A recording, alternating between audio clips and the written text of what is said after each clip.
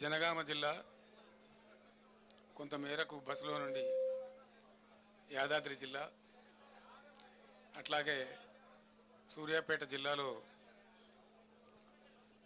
ఎండిపోయినటువంటి పంటలు మా బృందం అంతా నాతో పాటు కలిసి పరిశీలించడం జరిగింది. చాలా చోట్ల రైతులు పాపం కన్నీరు మున్నీరై మమ్మల్ని ఎట్లయినా ఆదుకోవాలి, మేము పెట్టుబడి పెట్టి నష్టపోయినాం, బట్ ఖచ్చితంగా మీరు ప్రభుత్వాన్ని డిమాండ్ చేసి మాకు న్యాయం చేకూర్చాలని చెప్పి రైతులు కన్నీరు మున్నీరుగా విలపించినారు. చాలామంది రైతులు నాతో చెప్పింది ఏమంటే, చాలా గ్రామాలలో నీళ్లు ఇస్తామని అన్నారు కాబట్టి, మొదట ఇచ్చిండ్రు కాబట్టి మేము నమ్మి పంటలు వేసుకున్నాము, మొదలే ఇయ్యమని చెప్తే కనీసం వేయకుండా ఉండేవాళ్ళము, మాకు అనవసరంగా ఈ ప్రభుత్వం నష్టం చేకూర్చింది అని చెప్పి వాళ్ళు స్పష్టంగా నాతోనే స్వయంగా చెప్పడం జరిగింది. రెండవది ఏంటంటే, గత 10 సంవత్సరాలు, 10లో 2-3 సంవత్సరాలు మినహాయిస్తే 7-8 సంవత్సరాలు వ్యవసాయ స్థిరీకరణ అనే ఒక అంశాన్ని కేంద్ర బిందువుగా పెట్టుకొని రైతు బాగుంటేనే రాజ్యం బాగుంటుంది అనేటువంటి ఒక మంచి ఉద్దేశంతో గత బీఆర్ఎస్ ప్రభుత్వం కొన్ని స్పష్టమైన విధానాలు తీసుకొని చర్యలు చేపట్టింది.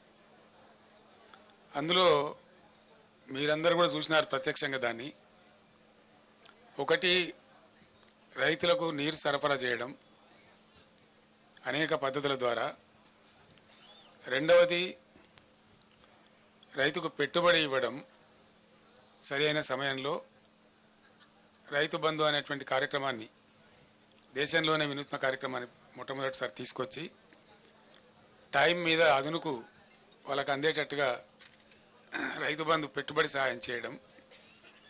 మూడవది, 24 గంటలు రెప్పపాటు కూడా పోకుండా నాణ్యమైనటువంటి విద్యుత్ సరఫరా చేయడం. నాలుగవది, రైతుల యొక్క పంటలన్నీ కూడా 7,600 పైచిలకు కొనుగోలు కేంద్రాలు రాష్ట్ర వ్యాప్తంగా ఏర్పాటు చేసి ప్రతి గింజను ప్రభుత్వమే కొనుగోలు చేయటం. ఐదవది, రైతులకు అనుకోకుండా ఏదైనా సంభవిస్తే వాళ్ళకి రైతు బీమా ఏర్పాటు చేయటం. ఇటువంటి నిర్దిష్టమైనటువంటి పనులతోని వ్యవసాయ రంగం అద్భుతమైనటువంటి దశకు తెలంగాణలో పోయి, దానికి మీరందరూ కూడా సాక్షులు.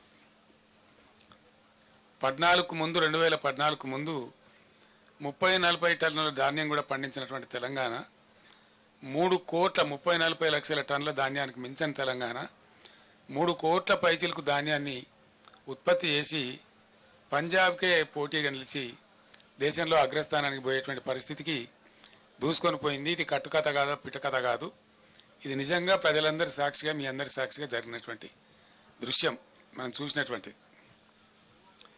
చాలా బరువైనటువంటి గుండెతో నేను మాట్లాడుతూ ఉన్నా, బాధ కలుగుతూ ఉంది. ఇంత షార్ట్ పీరియడ్లో, వితిన్ 100 days, 110 daysలో ఇంత దుర్భరమైన పరిస్థితి చూస్తామని మేము అనుకోలేదు. రైతులు ఇంత ఏడ్చేటువంటి పరిస్థితికి పోతారని కూడా అనుకోలేదు. మాకే సమాచారాన్ని బట్టి, అందినటువంటి సమాచారాన్ని బట్టి 100 రోజులలో 200 మంది రైతులు ఆత్మహత్యలు చేసుకున్నారు. కొందరు కరెంటు షాకులతోని, కొందరు ఆత్మహత్యలు. వరసి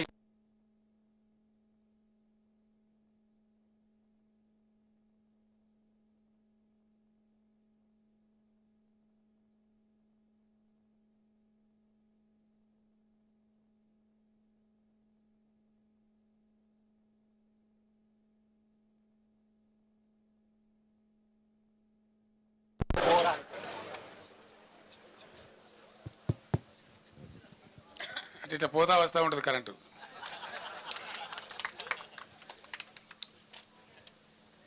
ఇప్పుడు మనందరం ప్రత్యక్షంగా చూస్తూ ఉన్నాం. సో ఇట్లా 100 రోజుల పరిపాలనలో 200 మంది రైతులు ఆత్మహత్యలు. నేను కొద్దిగా బాధపడుకుంటూ మాట్లాడుతున్న ఆవేదనతో, ఎందుకంటే రైతులు మళ్ళా ఆత్మహత్య చేసుకునే దుస్థితి ఈ రాష్ట్రంలో వస్తుందని చెప్పి మేము కళ్ళ కూడా అనుకోలే. ఎందుకంటే చాలా వరకు పనులు మేము చేసి పెట్టినాం, పటిష్టంగా చేసి పెట్టినాం. మరి ఎందుకు సంభవిస్తున్నట్టు ఈ ఆత్మహత్యలు? ఈ లక్షల ఎకరాల్లో పంటలు ఎండిపోతున్నట్టు? దయచేసి జర్నలిస్ట్ మిత్రులతో నేను ప్రార్థిస్తా ఉన్నా, మీరు కూడా ఆలోచన చేయాలి. మీరు ప్రజల పక్షాన ప్రజల కోసం ఉండేవాళ్ళు కాబట్టి నేను మీకు కూడా అప్పీల్ చేస్తా ఉన్నా, ఈ పరిస్థితి ఎందుకు వచ్చినట్టు మీరు కూడా పరిశీలన చేసి రాయండి. ప్రజల పక్షాన్ని నిలబడండి, రైతుల పక్షాన్ని నిలబడండి. ఇది రాష్ట్రం యొక్క మేలును కాంక్షించి. రాజకీయాలు ఎప్పుడు ఉంటుంటాయండి, రాజకీయాలు పెద్ద ఇష్యూ కాదు. రాజకీయం ఎన్నికలు వస్తాయి, గెలిచేటోడు గెలుతాడు, ఓడతాడు, ఎల్లయ్య కాకపోతే పుల్లయ్య కాకపోతే మల్లయ్య ఎవడోడు. అదే సాధారణంగా జరిగే విషయం, రొటీన్, దానికి పెద్ద ఇంపార్టెన్స్ లేదు. కానీ ఈ సామాజికమైనటువంటి పరిస్థితి తెలంగాణలో అద్భుతంగా మారి ఉన్నత శిఖరాగ్రాలకు చేరుకొని దేశంలోనే నంబర్ 1 స్థాయికి ధాన్యం ఉత్పత్తిలో ఎదిగిన రాష్ట్రం అనతి కాలంలో, ఇంత స్వల్ప కాలంలో ఎందుకు ఈ బాధకు గురి కావాలి? దీనికి కారణం ఏంటి? నంబర్ 1, అద్భుతమైనటువంటి ప్రపంచ దేశాలు, యుఎన్ఓ దేశంలో దాదాపు 15-16 రాష్ట్రాలు కొనియాడి వాళ్ళు అమలు చేసుకుంటున్న పథకం మిషన్ భగీరథ. ఎందుకు మంచినీళ్ళ కొరత రావాలా? చీఫ్ సెక్రటరీ గారి స్టేట్మెంట్లు ఏమో సోర్సెస్ అన్ని బరాబరే ఉన్నాయి, ఎవరు భయపడే అవసరం లేదు, మీరు అద్భుతంగా ఉండొచ్చని చెప్తా ఉన్నారు. అసలు హైదరాబాద్ సిటీలో ₹1 నల్లా కనెక్షన్ ఇచ్చి 20,000 లీటర్ల ఫ్రీ వాటర్ ఇచ్చి రాష్ట్ర వ్యాప్తంగా ప్రతి ఇంటిలో నల్లా పెట్టి, దీన్ని కూడా మీరు అందరు సాక్షి, జర్నలిస్ట్ మిత్రులు కూడా. దానిలో ఎందుకు లోపం వస్తుందంటే నాకు అర్థం కాదు. ఏం కారణం? మేము అసెంబ్లీలో ఛాలెంజ్ చేసినాం, నేను స్వయంగా యాజ్ ఎ చీఫ్ మినిస్టర్, ఈ టర్మ్ లోపల భగీరథ కంప్లీట్ చేయకపోతే వచ్చే ఎలక్షన్లో మా పార్టీ పోటీ కూడా చేయదు, మేము ఓట్లు కూడా అడగమని చెప్పి అంత ఛాలెంజ్గా చెప్పి తీసుకొని ఆ పథకాన్ని కంప్లీట్ చేసినాం. ఆ తర్వాత 5 ఏళ్ళు బ్రహ్మాండంగా నడిపినాం. బిందె పట్టుకొని ఆడబిడ్డ ఇక్కడ కనబడలే రోడ్డు మీద. పబ్లిక్ స్టాండ్ పోస్ట్స్ అన్ని మాయమైపోయినాయి రాష్ట్రంలో. ఏ టౌన్లో కానీ ఎక్కడ కానీ మంచినీటి ట్యాంకర్ మనకు కనబడలే గత 5 సంవత్సరాలు. మరి ఇప్పుడు ఎందుకు బిందెలు ప్రత్యక్షమవుతున్నాయి? ఎందుకు మళ్ళీ నీటి మూతలు స్టార్ట్ అయినాయి? ఎందుకు నీళ్ళ ట్యాంకర్లు విచ్చలవిడిగా వ్యాపారం చేస్తున్నాయి? హైదరాబాద్ సిటీలో కూడా ట్యాంకర్లు పెట్టాల్సిన దుస్థితి ఎందుకు దాపరిస్తూ ఉంది? ఇవి ఆలోచించాల్సిన విషయాలు. ఇంకో విషయం ఏంటంటే కరెంటు. 1.5 సంవత్సరంలో డిస్ప్రపోర్షనేట్గా చాలా దారుణంగా ఉన్నటువంటి విద్యుత్ రంగాన్ని సుమారు 35,000 కోట్లు ఖర్చు పెట్టి రకరకాల పద్ధతులన్నీ అవలంబించి సెంట్రల్ ఎలక్ట్రిసిటీ అథారిటీని కూడా సంప్రదించి మా మెదడంతా కరగదీసి అద్భుతమైనటువంటి కరెంటుగా మేము తీర్చిదిద్దినాం. భారతదేశంలో అన్ని రంగాలకు 24 గంటలు 1 సెకండ్ కూడా కరెంటు పోకుండా ఏర్పాటు చేసినటువంటి ఘనత మా ప్రభుత్వానికి. అది మీరందరూ అనుభవించినారు, మీరందరూ చూసినారు. ఆనాడు కరెంటు పోతే వార్త, ఇలా కరెంటు ఉంటే వార్త అనే కాడికి వచ్చింది. ఇది ఎందుకు వస్తుందండి నాకు అర్థం కాదు. ఒక సెటిల్డ్ సిస్టమ్. విద్యుత్ అనేది చిన్న విషయం కాదు కదా, నోటి మాటలు కాదు కదా, కట్టుకథలు పిట్టకథలు కాదు కదా. ఒక అద్భుతమైన వ్యవస్థ. దాన్ని తీర్చిదిద్ది 7.5-8 ఏళ్ళు అద్భుతంగా మేము మొత్తం ప్రజలకు సరఫరా చేసినాం. కమర్షియల్ కావచ్చు, డొమెస్టిక్ కావచ్చు, అగ్రికల్చర్ కావచ్చు, ఇండస్ట్రీ కావచ్చు, ఐటీ కావచ్చు, ఇంకా మరే ఇతర రంగమైనా కావచ్చు. అందరికి కూడా, ప్రజలందరికీ కూడా 24/7 పవర్ అద్భుతంగా సప్లై చేసిన ఒకే ఒక్క రాష్ట్రం భారతదేశంలో తెలంగాణ, అగ్రగామి రాష్ట్రం. మరి ఆ రాష్ట్రానికి ఏం చెదలు పట్టింది? అలా 100 రోజులలో ఇంత అస్తవ్యస్తమైంది. దీని ఉన్న తమాషా ఏంది? కొత్తగా నడిపించేది ఏం లేదు, కొత్తగా మొద్దులు మోసేది లేదు, కట్టెలు కొట్టేది లేదు, కొత్తగా పెద్ద గడపరలు పెట్టి తవ్వేది లేదు. ఉన్న వ్యవస్థ ఉన్నట్టు జరిగించలేని అసమర్థత ఏంది, అశక్తత ఏంది? కట్టిన ఇల్లు పెట్టిన పోయి కదా, దాన్ని నడిపించే తెలివి కూడా లేకపోతే ఎట్లా? అంటే మనకు స్పష్టంగా దీన్ని బట్టి అర్థమవుతున్నది ఏంటంటే, ఇప్పుడున్నటువంటి రాష్ట్రాన్ని పరిపాలిస్తున్నటువంటి పార్టీ ప్రభుత్వం యొక్క అసమర్థత, అవివేకం, తెలివి తక్కువతనం, అవగాహన రాహిత్యం, దేన్ని ఎట్లా వాడానో తెలియనటువంటి ఒక అర్భకత్వం మనకు స్పష్టంగా కనపడతా ఉంది. ఉన్న కరెంటును వాడుకోవడానికి తెలివి లేదు, ఉన్న మిషన్ భగీరథ వాడుకునే తెలివి లేదు. అద్భుతంగా వచ్చినటువంటి హైదరాబాద్ నీళ్లు మళ్ళా ఇలా వాటర్ బిల్స్ వస్తూ ఉన్నాయి, ట్యాంకర్లు వ్యాపారం జరుగుతూ ఉంది, కొనలేక జనం చేస్తూ ఉన్నారు. మళ్ళా జనరేటర్లు, ఇన్వర్టర్లు, కన్వర్టర్లు వస్తూ ఉన్నాయి, మళ్ళా స్టెబిలైజర్లు కొనుక్కునే పరిస్థితి వస్తూ ఉంది. మీ అందరి ఇన్ఫర్మేషన్ కోసం నేను ఒక మాట చెప్తా ఉన్నా. హైదరాబాద్కు పెట్టుబడులు ఐటీ రంగంలో, ఇండస్ట్రీలో అద్భుతంగా వస్తున్న తర్వాత హైదరాబాద్ను పవర్ ఐలాండ్ సిటీగా మార్చినాం మేము. ఎటువంటి పరిస్థితి వచ్చిందంటే ఐటీ కంపెనీ వాళ్ళు, పెద్ద పెద్ద వాళ్ళు, చాలా పెద్దవాళ్ళు, ఇంటర్నేషనల్ దిగ్గజాలు న్యూయార్క్లో పోతుంది పవరు, లండన్లో పోతుంది, కానీ హైదరాబాద్లో పోదురా అనే స్థితి తెచ్చినాం. అది మీకు నేను బట్టి స్టోరీ లాగా చెప్తలేను. దాన్ని ఏం చేసినామంటే బీఆర్ఎస్ ప్రభుత్వం వచ్చిన కొత్తలో ఈ రాష్ట్రంలో నేషనల్ గ్రిడ్కు మన రాష్ట్రం కనెక్టెడ్ లేకుండే, అనుసంధానం లేకుండే. ఒక 5-6 లైన్స్ వార్దా డిచ్పల్లి కావచ్చు, వరంగల్ వరోరా కావచ్చు, అంగుల్ పలాస కావచ్చు, PGCIL power grid corporation of India limited ఎంబడి నేనే పడి, నేనే చేసి రాత్రింబవళ్ళు వాళ్ళతోని కొట్లాట పెట్టుకొని ఈ 3 లైన్లు కల్పించినాం.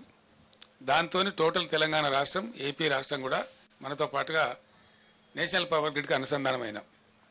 దాని ఫలితం ఏంటంటే మనకు ఏదైనా సందర్భంలో షార్టేజ్ ఏర్పడితే ఇండియా మొత్తంలో ఎక్కడ పవర్నా అక్కడి నుంచి కొనుక్కునేటువంటి అవకాశాన్ని కల్పించగలిగినాం.